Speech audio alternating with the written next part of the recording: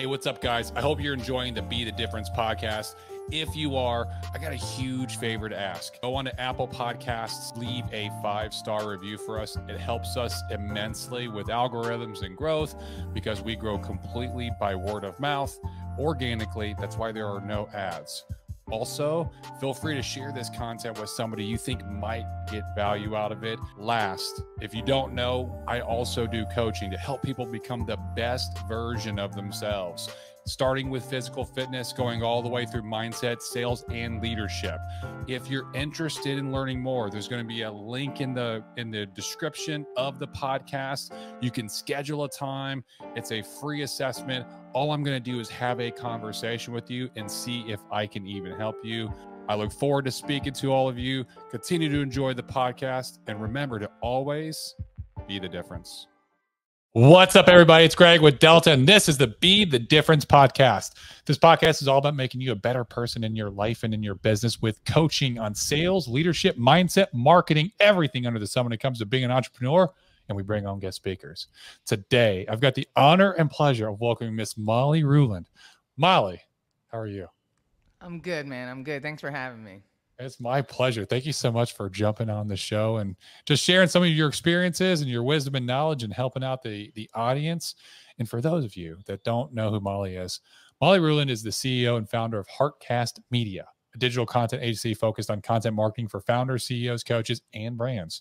Molly specializes in producing high-quality branded video content for businesses that want to generate revenue and create strategic relationships through content marketing. Molly is a frequent speaker about the business of podcasting, marketing, and content creation. She believes that listening is the revolution, and it is evident in the work she produces with multiple podcasts in the top 10% of downloads. Molly currently lives in Costa Rica. I can tell with beautiful scenery behind her with her 4 dogs and runs her global business remotely. Molly, boom, mic drop. I like it. You said it all. What else can be said after that? Oh, I'm sure there are plenty of story nuggets within there that the audience can glean from and just be entertained by listening to. I would imagine.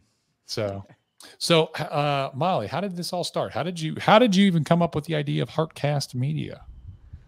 Well, I've owned a multimedia company for 23 plus years now. So I owned a business for 19 years and closed that down in 2018, and then formed Heartcast Media, which was kind of the second iteration of. It was a combination of taking all the mistakes I made as a business owner and as a leader in the first business, and fixed all of that, and then came back with a second iteration that was a little bit more in tune with where I am in my life. You know, what I was interested in 2001 obviously is a little different than 2018. So, you know, at the core, I grew up in a very musical family. I grew up with the Chieftains in my living room and playing, you know, super Irish instruments that nobody's ever heard of before, and Irish dancing. I think they call it river dancing now. So, I mean, really, I came from like a musical, a very audio family, you know, speakers, musicians, all of that. So it was kind of a natural path, really. Yeah, it felt very normal and natural to you. What were some of the mistakes that you made in your first one that you were like, we're going to fix this, we're going to fix that, not doing this? Yeah. Well, how long is this podcast? I mean, we got as long as you want. Holy guacamole, man. I think I made every single mistake there was. I mean, I remember the first time I listened to the 21 Irrefutable Laws of Leadership by John C. Maxwell. I had to pause it like multiple times so I could call people and say, yo, man, I am sorry. Like, oh, God. Yeah. You know, but you don't know what you don't know, right? Like leadership is not, right now it's becoming more of a conversation, right? But leadership is not something that was really like focused on in the business world, you know, and as a woman, you know, first of all, we're not really taught business. If you show any signs of leadership when you're younger, you're called aggressive, you're called bossy, you're called loud. You're not encouraged to be those things, you know? And so, yeah, I mean, what are some of the mistakes? Being a terrible leader. I thought I was being a good leader, but I was not. I devalued myself constantly. You know, I would put other people on the pedestal, but I would volunteer things and say things like, "Oh, I don't need to get paid." What do you know? I would offer discounts when nobody was asking for them. I didn't. Oh, that's a good one. I want to dig on that. I Man, think so. So why do you think that you did that? Like when you're offering discounts and they weren't even asking for it. I don't know. Sometimes a discount can be used as a buffer to close a deal. Like, hey, you pay Yeah. me everything in advance for the year. Sure, I'll give you 10% off. But that's the only time there should be like a give and a take there, right? It should never. And I don't know. I think there's just something in our psyche, right, in our programming. But it's partially lack of confidence in your offer and your services, Mm. and then it's really kind of interpersonal mindset, right? Like a lot of people can't handle a little awkward pause. They want to fill the gaps. Oh, I can do it cheaper, or they misread something. It's very, very common. I see it a lot in women in business in particular. Where somebody will say, "Well, I'm really new, so I'm going to charge less." I'm like, "When have you ever heard a dude say, 'I've never done this before, so I'm I've going to heard charge it. you less'?" Okay, well, I haven't. I need to I've hang heard out it. with your I've friends. said it. Okay, well then you're one of the good ones. But as women, it's like no, go take the training to get you up to par and charge what don't go under industry standard because you're kneecapping everybody else. So Yeah. I think a lot of times you just need to be reminded that you can't do business that way, right? And I think if you really know your numbers, right, it really boils down to the structure of your business. If you know your numbers, if you know exactly how much it costs to produce something, then you can't discount it because you're not willing to pay for somebody else to have your service. But if you don't know your number, it's really easy to discount something and screw yourself and not even realize it until it's way too late. Mm. No, you're absolutely right.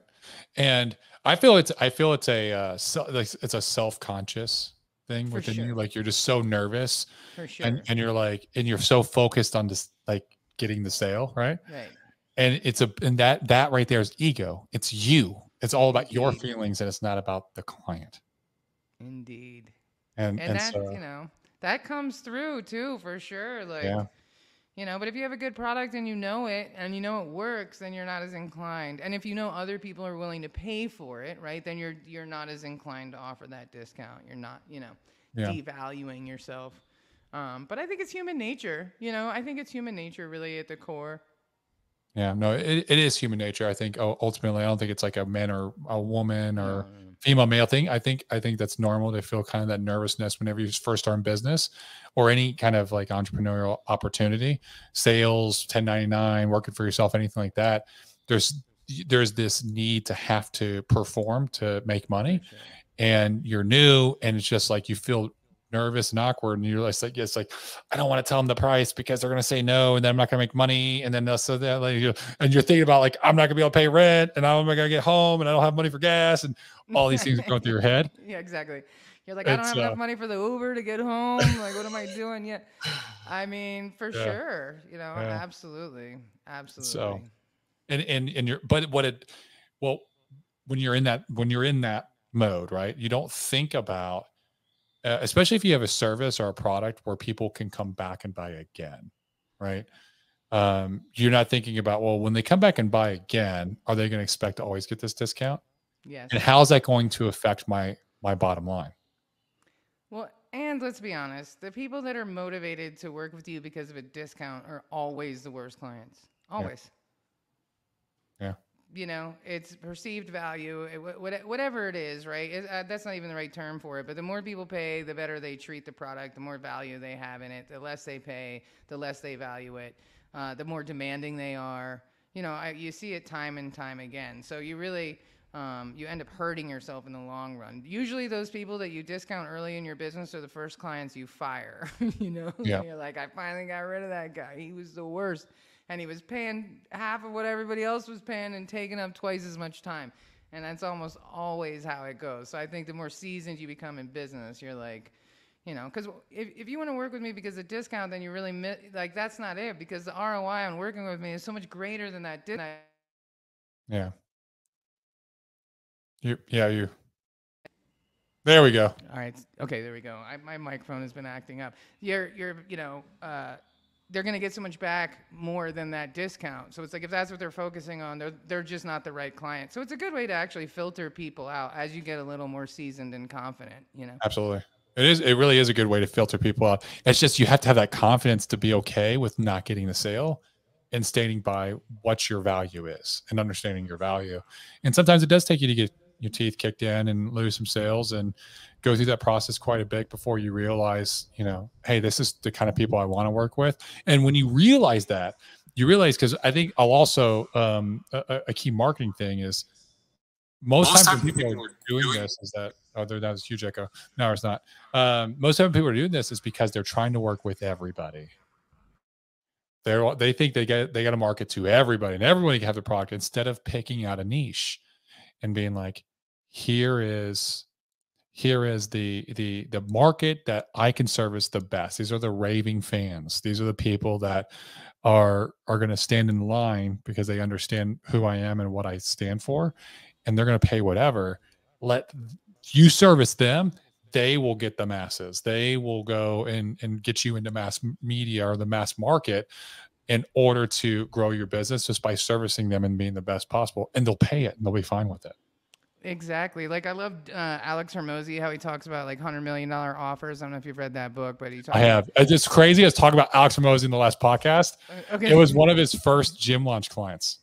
Oh my God. Really? That's crazy. It was one of that his guy. first. Yeah. You know, I read $100 million offers like a year, like right when it came out, a year and a half ago, whatever it was. And it was just like game changing. But he talks about that, like make your offer so expensive that people are like, I got to know what that is. And then have less clients and just over deliver on that and exceed people's expectations. But, you know, make the offer so good people feel, you know, dumb saying no. Yeah. But then you get really great clients that way. And I think there's a lot of truth to that. But you have to deliver like an impeccable service, right? It can't just be the pricing. You got to really, you got to be able to back it up. Yeah, exactly. No, absolutely. You're absolutely right. So that's one mistake. I like telling stories. So what's a good leadership story mistake that you got? And then I'll share one. Oh my gosh. I got to really give that some, I mean, there's like so many to choose from, honestly. Well, I think the number one thing is like not having a clear path and not having a clear service. And so every week we were changing, and I was asking my staff to pivot constantly because I was just blowing with the wind, you know. Oh, we could do this. Oh, we could do that. Oh, we could do this. And so, you know, our company was wildly popular and well known. But if, you know, people say, oh, we love them. But then you say, what do? They go, I don't know. You know, and that was our problem. And I definitely, my staff didn't know which way to go half the time because I was constantly changing what it was we were trying to accomplish. Yeah. What a problem I've had in my leadership and that I've had to overcome is not holding them accountable enough and like trying to do things for them and just being like, oh, don't worry. Like, like, hey, here's the task, here's the goal. And then when it didn't get done the way it should have got done, like, don't worry, let me show you, I'll do it, blah, blah. And then what that did was it started a chain reaction where it always happened that way. Instead of me just being like, hey, no, why didn't you get it done? Like, what happened? Okay, well, let's go back and I'm going to give you an extra bit of time or whatever, but let's get it done. Like, and not doing it for them. Because I'm the kind of person I'd always been, especially when I was in the military, that I'm like, well, I know the way it needs to be done and no one's going to do it like me. So I'm just going to do the job. Just right? Do it. Yeah. I'm just going to do it. Like, cause then I know it gets done the right way. I don't have to go check it up. And that was one thing I had overcome. And another thing was pace setting. Is I was always like sprinting ahead and be like, follow me, let's go. And not stopping for long enough, especially for like my next level leaders, to keep them on pace with me, or like slowing down to build them up so that they could also get to that next level. And I'm taking off and they're like, I don't know what Greg's doing because he's so far ahead. But like my COO, you know, Kevin, one day he was like, bro, he was like, I don't know how to help you because anytime I come and say, hey, let's do this, you've already done it. And he's like, I don't know what it is I can do to help or like how to take stuff off your plate. He was like, I don't know how you do it, but you're running 1,000,000 miles a minute all the time. It's because that's all I do is work. Like I'm like from the minute I wake up to the time I go to sleep, I don't go out, I don't party, I don't drink, I don't watch TV. Gym. I go to the gym for sure. I go to the gym. That's about it. But I'm like, he's like, dude, I don't know how you fucking do it, bro. And I was like, yeah, I should probably take more time to sit down with you and like keep you up to date with my thoughts and what I'm going through.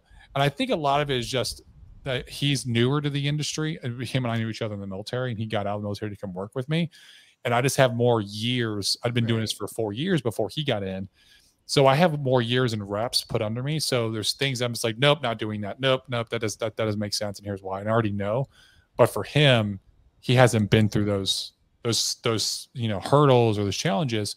So for him, it makes sense. And then I'm just like, nope, we're not doing that. We're going to do this. And he doesn't understand why. And I got to give him more context and like sit down and have a conversation. Or I'm just kind of like very direct, like, nope, boom, let's go. Like, trust me, let's do this. Yeah. I mean, I can definitely relate to that for sure. I think another mistake that I'm currently making, like Robert C. Maxwell or John C. Maxwell talks about this a lot, like your inner circle and your outer circle. I definitely tend to be a lone wolf, man. I'm just, the only one really running the company and educating myself the best that I can. And it's always a good reminder to like really expand your inner and outer circle, because your business can never really grow if you don't let people in like that, and help you make some of those decisions, or at least inform some of your decision making, So I think that was a good one that I read that book every year as like a little tune-up, and I read it a couple months ago, and I thought, man, I definitely need a better circle of influence, or one at all, not even a better one, but one at all. That's good. It could be a lonely world out there as an entrepreneur, right? It can be. Like, it really can be. And there's so many pitfalls and challenges and obstacles and mistakes that could be made. And I think the biggest mistake that I've seen that I've been able to realize pretty early on, just from making it a couple times and realizing is the shortcut, the myth of the shortcut. And all the different coaches out there, stuff like that. And not to talk bad about coaches. I do coaching too, but I don't do it for entrepreneurs. I'm not like, you can make $100,000 in 7 months. Like, no, that doesn't exist. There is no shortcut. You're going to have to go through the hard work, and you're going to have to go through the bumps and bruises. It's just part of the process. Right. But I think that's what gets a lot of people stuck. Either they have an idea and they think that they're going to do it their own way and then take a faster path, and it makes it easier. And it's like going off road, and it's like, dude, there's just a cliff over there. Like, that's all it's over there. Like, no. I'm pretty sure I saw that the path is over this way. It's faster. Right. Okay, bro. And then they're over there stuck off like the edge of a cliff, and then they're in mud and they can't get out. And it's like, dude, I told you. You ready to go get back on the path? And I know it's treacherous, but the path actually works. I feel like that's a big deterrent, or a reason why entrepreneurs fail starting off in the first like 18 months. Yeah, I think a lot of people have this illusion that it's really easy, to be like, it's, there's enough people on Instagram to be like, oh, do these 10 things and then you'll become whatever. And it's just, they get into it and they're like, oh, this is really hard. I'm really questioning myself. I don't know, who I am anymore. It's like, yeah, man, well, welcome to join the party. Group. Yeah. Welcome to the party, bro. I mean, what are we really doing? But, yeah, it's a tough and lonely world. I'll tell you another thing that I'm failing at currently, and I realized this a couple months ago too, that I am not very good at hiding my displeasure over like a bad client to my staff. And I should never, ever say anything negative about any clients in front of my staff. Oh, yeah. Yeah, shit cannot roll downhill. When you're the leader, no, you have to shoulder it all. That's true. No. But some of them are terrible. Yeah. Well, I've gotten rid of all the really bad ones, but there was one that was just like drained our resources, and she took up way too many she was just spoken about too often, and in hindsight, I thought to myself, well, I should never allow myself, right? Which is another reason why it's a lonely game, entrepreneurship. Your friends don't want to hear you bitching about your clients, but you got to get it out sometime, someplace. But you can't do it with your staff. That ain't it. You can't do it with your staff, or anyone below you. That's really hard. I used to do it with. There's a buddy of mine that he's a lieutenant colonel now. Him and I were in the military together. We were both captains in Fort Huachuca back in 2015, and before I got out, and he actually does business coaching now. He has his own business coaching company on the side, but he's still in the military. He has organizational leadership structure. And so, a lot of times if I have to vent about things, I've talked to him so much about the insurance industry. He knows he could probably sell a policy himself. Like he's heard so much. He's like, dude, I just need to get my license. I can go sell a policy right now. I'm ready. And if I need to vent, like he's my guy that I just get on the phone and I'm just like, dude, am I, and it could, but he's also like kind of guiding star. Cause I'm like, am I being crazy here? Cause he knows me well enough. Am I just being a clown or am I right? Like, is there some truth to this? And he'll shoot me straight. So it's important to have friends like that for sure. You know? Yeah, for sure. With good mentors. Right. And what you find with the mentor relationship, it's not mentor mentee, it's mentor mentor. Like as much as you learn from them, they learn from you as well. And the things that you go through, and they're picking up things as well. Yeah. So finding a good mentor, you'll realize that you're mentoring them just as much just by the things that you're going through and overcoming sometimes, or you may not even realize that they're asking you questions and you're giving them answers and you're actually mentoring them as well. Whether you mean to or intend to or not. But that's how you know you got a good mentor, is you guys are both, or the two of you are both, helping each other in some way. There's benefit on both sides. Yeah, I like that. I haven't had a mentor in a few years. Everything kind of changed the pandemic. We had a brick and mortar studio in Washington, D.C. that we closed down because of the pandemic, and the universe kind of shifted a lot. And then I moved to Costa Rica so that, How is Costa Rica, by the way? It's terrible. It seems awful. It's the worst ever. No, it's great. It's a very different life. We're a DC based business, so I lived in, the city proper for 20 years. So it's a whole different planet than living in a major city. That's for sure. But, talk about leadership, right? It gives me there's a lot of quiet time out here. It's just not as busy. And so you have time to just sit around and think about like stuff that's happened and how you handled things, and not necessarily in a obsessive way or anything like that, but just, it really gives you time to do a lot of self-reflection, who you are, who you've been, who you want to become. There's a lot less distractions, a lot less noise.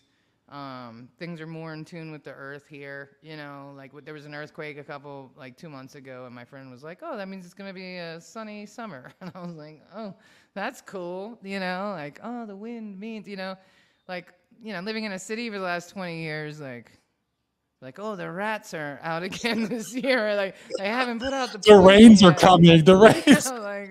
The rats are out scavenging right now. A whole different situation. Yeah. So you're like, oh, it must be spring in the city because the rats have outnumbered us again. So, it's a different situation out here. But I took the opportunity to get out, right in the beginning of the pandemic, really. We flipped our business to remote. So we used to have a brick and mortar podcast studio in downtown DC in a castle mansion. I mean, it was a beautiful space. It wasn't. It's kind of hard to have a studio anywhere in DC because it's super loud and there's presidential motorcade is going by, which is like comically long when you're waiting for it to end. You're like, good Lord, man! How many cars were in that motorcade? It's been 7 minutes, But outside of all the noise, it was a beautiful space. And then the pandemic happened and we closed our doors, and I flipped the business to being 100% remote, and I took a month off, moved to the beach in North Carolina, and flipped the business to remote. I said, everybody still has to network. And so we produce podcasts from a business development standpoint. So less about thought leadership and visibility and more about, interviewing 12 people that could move the needle in your business this year, and do it as strategic networking where the guest is more important than the audience. So it's kind of a different mentality at looking at branded podcasts. And so, our clients still needed to do that because there's no conventions, there was no traveling, there was no meetings anymore. And so it mattered even more. So our business grew 200% in the pandemic. And I was like, well, half my team is around the world, and we're all working remotely. So let me get out now while I can and take the opportunity to go to Costa Rica and convince my clients that, the world won't end just because I'm not in the same country. I'm only an hour or two behind, depending. So here I am, and so far so good. So I like it. I'm now thinking about DC in those motorcades. I've spent some time in DC go through when I was in the military and like doing TDYs there, and I remember that specifically. Yeah. It's like that movie, quite ridiculous. Yeah, like that movie Airplane. Remember when Leslie Nielsen falls and he gets run over and there's like a marching band? It like reminds me of that every single time. 'Cause I'm like, which is so comically. That's a very funny movie. oh, Most people haven't watched that these days. That's a really old movie, but it's a classic. great movie. Classic. It is for a classic sure. movie. Same with Three Amigos. It's like 90% of my sense of humor, honestly. Is the Three Amigos. Like, also another classic movie. I haven't seen Three Amigos. I haven't seen that since I was a kid. I know. But you know, when I don't know how old you are, but I'm old enough, you know. But when I was a kid, there was only like 18 movies, you know. So you just watch them over and over and over. Like MASH. Like, why was I 9 years old watching MASH? That like feels a little inappropriate, you know. Like, yeah. But it was on. There was not much on TV. There was not much selection. Buck Rogers, MASH, you know, like all these shows that were like, you know, age inappropriate, really. Three's Company, but yeah. But that was the times. Different world. Yeah, I used to watch Cheers as a kid with my mom. That's a great show. It's a good show. It's a really good show. It still holds up, actually. I was watching some episodes of it like last year on whatever network, and it's still really funny. And like they tackled some big issues back then that I didn't notice because I was a kid, but now as an adult, I'm like, oh, wow. Yeah, they did. Yeah. It's Cheers, Seinfeld, and watched a lot of Seinfeld as a kid. And Frasier as like a teenager. Right. I know, it's so funny what we're influenced by. So I'm probably like 10 years older than you or something, and I watched a lot of like, Cheers and just crazy television. TV was a different time back then, though. You know, it wasn't like TV for different groups of people. There was just like strong characters of all races and colors in the same TV shows, and I think it's just a different time. It is. I kind of miss that time. TV just doesn't say. I don't watch a lot of TV now, anyways. But I just don't have the time. But I think even if I did, if I like kind of looking back, I'm like, I don't. It just looks like garbage. Yeah, it's like clickbait. Yeah, like the laugh track and all that. I'm like, oh man, I can't do it. And the other thing, why does everybody like murder so much? Like true crime podcasts and like murder shows. Like if you want to know how to murder somebody, there's like 17 different shows on TV that'll show you episode after episode. Yeah.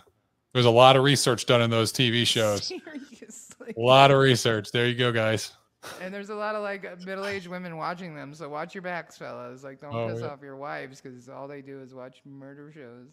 Yeah, and then murder shows, and then all the murder shows. Well, a lot of the murder shows, it's like they murdered because they found their husband cheating, and it's just like so now it's like putting this subliminal messaging and putting he came home late and like he smells like he just took a shower, like he's cheating.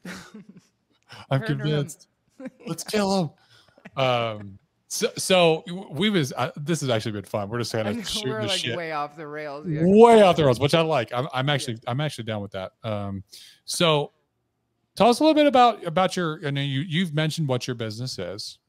I'm interested, for me, about your podcasting as a business development tool and like how you're able to grow that and have top 10, in the top 10% of downloads, stuff like that. Like, as if anyone else is listening in their podcasters or have a podcast, what are some of the things and strategies that you teach or coach, if that's the case, or advice that you could give?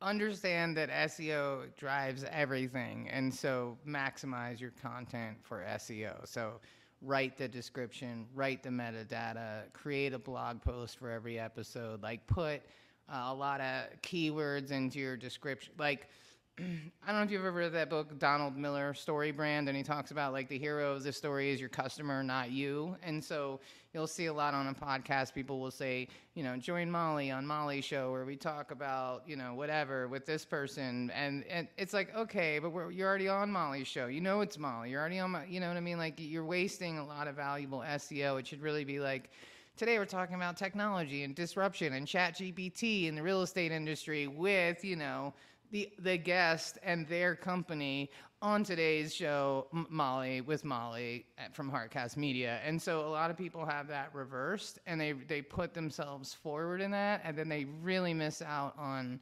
Really, a podcast description is an opportunity to cram a whole bunch of keywords into a paragraph. And so the goal should be to put as many in there until it still makes sense, you know, and less all of that. So the blog post, the transcription, posting it, you know, copying, pasting it on page for that SEO on page, you know, domain authority, right? Because what it is, like, you know, we're all trying to get the attention of Google. We're like, I'm special, I'm different, look at me, send people my way, right? Like, ultimately, I think about this way too much. It's kind of depressing, honestly. But, like, at the end of the day, it's all about discoverability, like, not necessarily searchability, right? And so you want to make sure you're putting all those keywords in there so that people can find that content. And an podcast is just an expression of that. So if you have a podcast that's about your favorite TV show or it's a passion project, don't worry about it. If you're doing it for your business and you're not putting every episode on your website and you're not optimizing that data, you're missing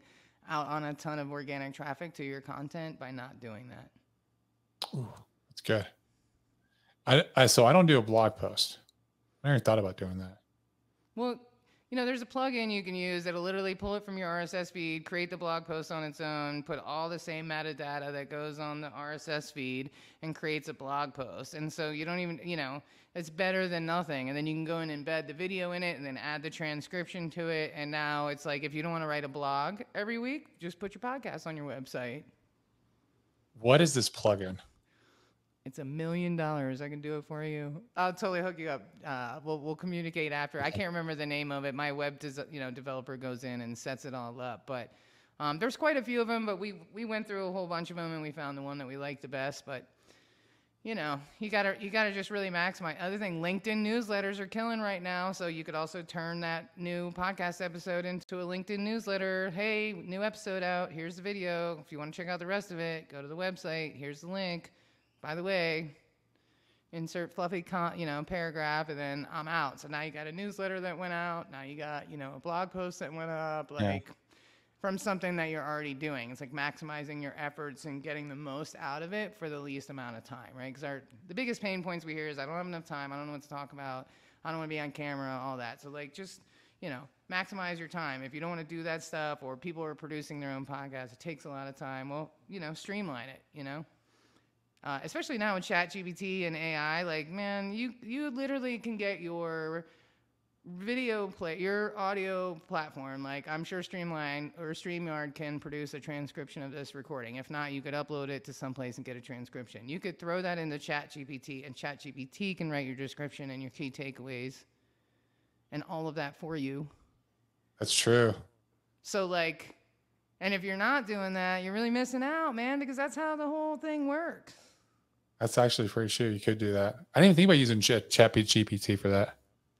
I like Jasper better. It's a copywriting AI tool. I've been using it for about a year.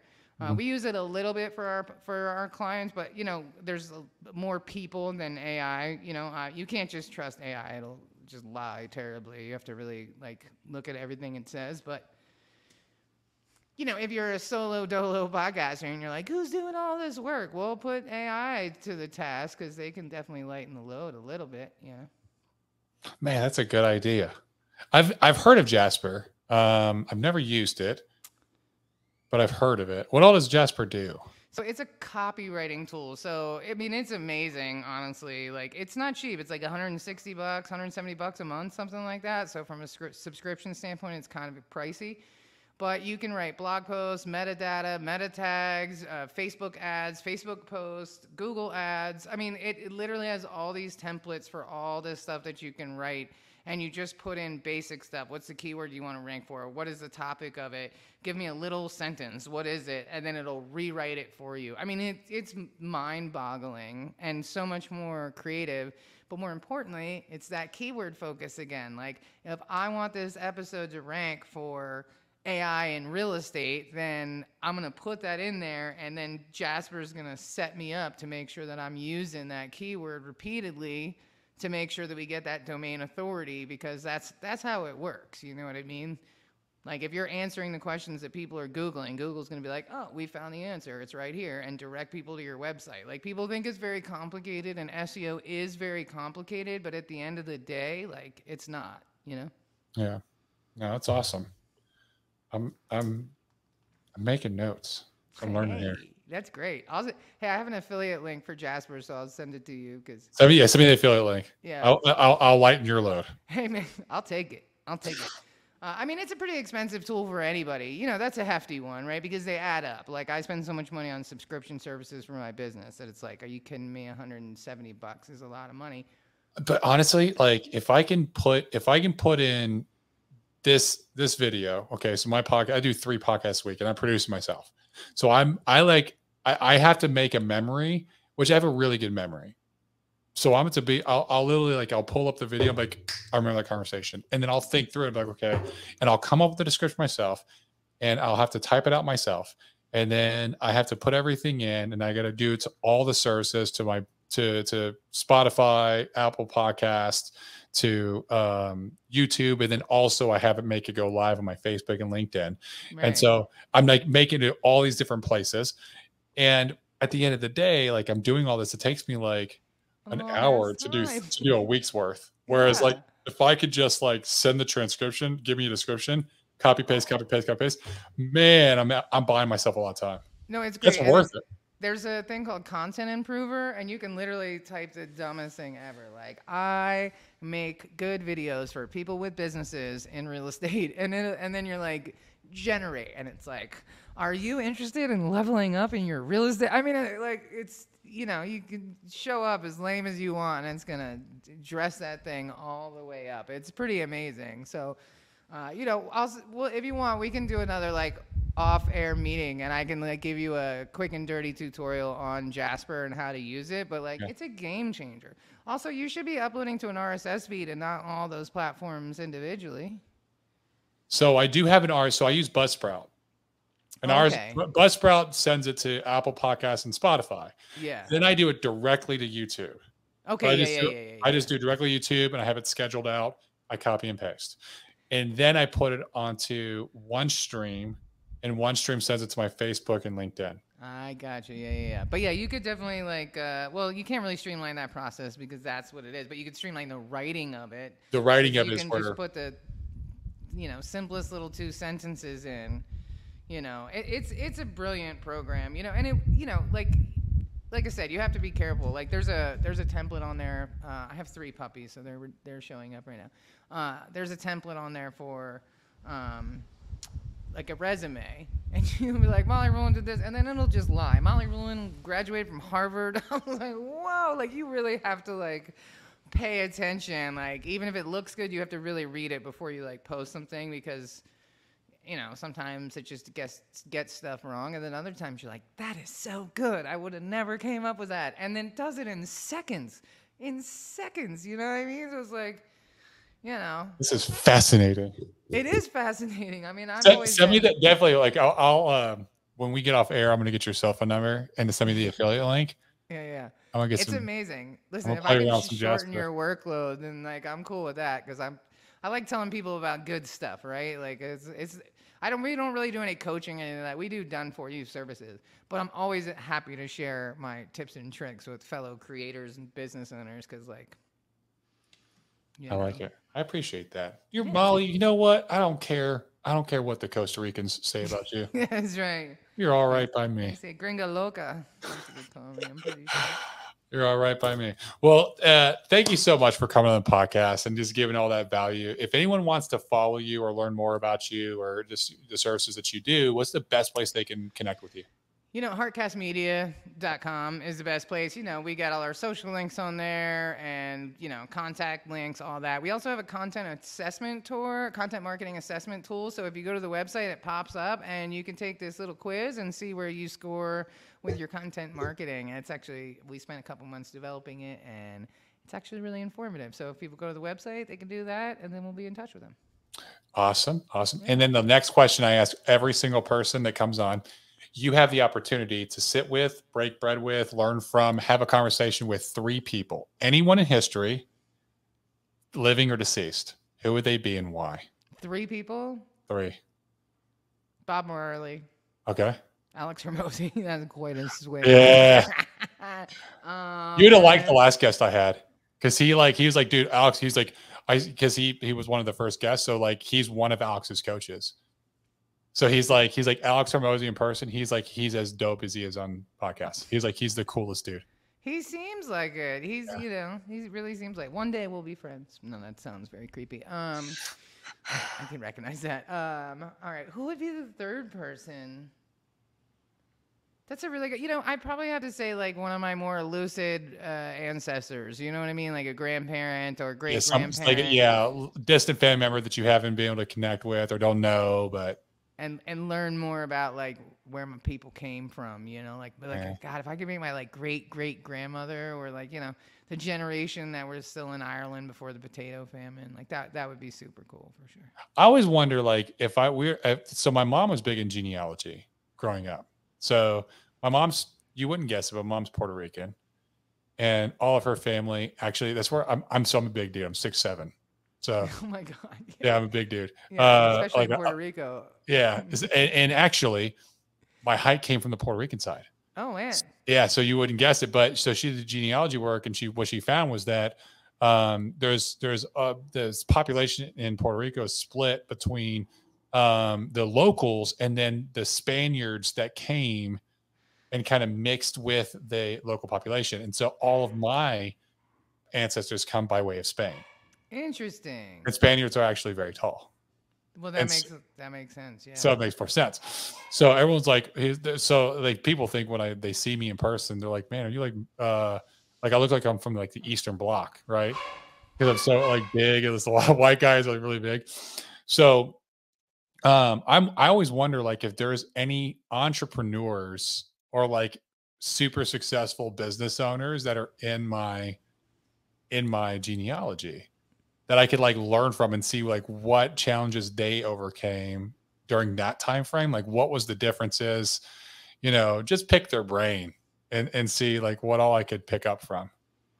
I mean, you got to really like give credit to like our ancestors, right? Because like they went through tremendous things. Like I'm 100% Irish. I asked my mom one year, I was like, how Irish am I? She was like, I'm 95% and your dad's 94%. I was like, okay, that's a little problematic. Like, how did you guys find each other in like an Irish only dating club or something? You know what I mean? Like, it's a little too Irish, but IrishSingles.com. Yeah, like, you know, AaronGoBra.com. But, you know, really what they had to go through, you know, if you think about pretty much almost anybody in the world that, you know, immigrated anywhere, right? Like my ancestors were starving to death in Ireland. It was a potato famine that made them move. But your ancestors left Spain for a reason and went to Puerto Rico. So, like, yeah, man, all that, like, triumph and determination and sacrifice and suffering that, like, all of them had to have gone through. And I think that, you know, I mean, there's a lot of talk about, what is it, I can't think of the term, but they really say that like your ancestors pass on like trauma and experiences in your DNA. Yes. Yeah. Right. So if your like ancestors are Vikings, you might be a little angry. I don't really know what that translates. Might be a little bit of an angsty person. You know, maybe you just break stuff randomly, but you know, I think there's a lot to be said for that. Like, you know, like I come from a long line of bartenders and bootleggers and entertainers. And I'm like, well, that definitely tracks because I think I got a little of all those things in me, you know? Yeah. You know, one of my great uncle's shoes are in the Smithsonian. He was like a well-known dancer, you know? So who, you know, I think it's really more in your DNA than we really think about. That would be interesting to find out. That would be super interesting. So some of the things I think about when I lie awake at night trying to fall asleep. I mean, who knows? You know, it's interesting stuff for sure. Like, you know, where do we really come from? Who are we? I want to go to Ireland. That's part of the reason why I moved to Costa Rica, so that I can afford to travel more, because when you live in a major city, there's just like, between the $50 Ubers and everything else, there's not a lot left for traveling. And I really want to go to Ireland for like 6 weeks, you know, and like really figure out like where did my people come from. And yeah. I went a couple years ago and learned that a lot of my family came from the areas where they filmed Game of Thrones. And I was like, oh, maybe that's why I love that show so much. Like my people were running around those forests like 200 years ago. That's Literally, awesome. Yeah. That's Super awesome. random, but, you know. Love that. I love that. Well, those are all three interesting choices. I appreciate you jumping on the podcast, Molly. For those of you watching until now, if you're watching until now, you got a lot of value. So obviously you enjoyed this conversation. So if you did get some value, I ask you one favor, and Molly asks you the same, is that you share this content with other people. They can also get value from it. They can learn, they can grow, maybe change their perspective, or just be entertained. This has been the Be the Difference podcast. I'm your host, Greg Birch. Until next time.